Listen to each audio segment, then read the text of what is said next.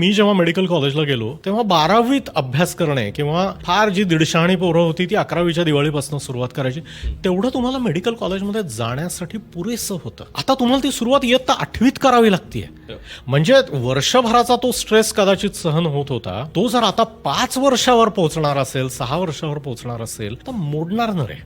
हा जो भाग आहे हा स्ट्रेसमध्ये लक्षात घेणं गरजेचं आहे की त्या व्यक्तीच्या नैसर्गिक ॲबिलिटी सुद्धा ओव्हरवेल्म होत आहे हा बदल सहन करायचा, आणि तेव्हा तो स्ट्रेस बनतो. मग प्रत्येकाच्या बाबतीमध्ये हा स्ट्रेस आणि स्ट्रेसचे हे जे लक्षणं आहेत किंवा स्ट्रेसचे जे काही परिणाम होत आहेत ते वेगळ्या वेगळ्या प्रकारे दिसू शकतात.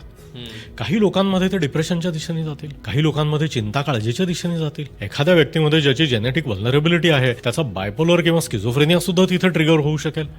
एखाद्या व्यक्तीचे फक्त शारीरिक परिणामच होतील, मग त्यांचे केसच गळतील, त्यांची पाळीच बंद होईल, त्यांना खूप पिंपल्सच यायला लागतील, त्यांचं डायजेशनच बिघडेल, त्यांचं पोटच बिघडायला लागेल, कदाचित 20व्या वर्षीच डायबेटीस होईल किंवा त्यांना ब्लड प्रेशरचा त्रास सुरू होईल.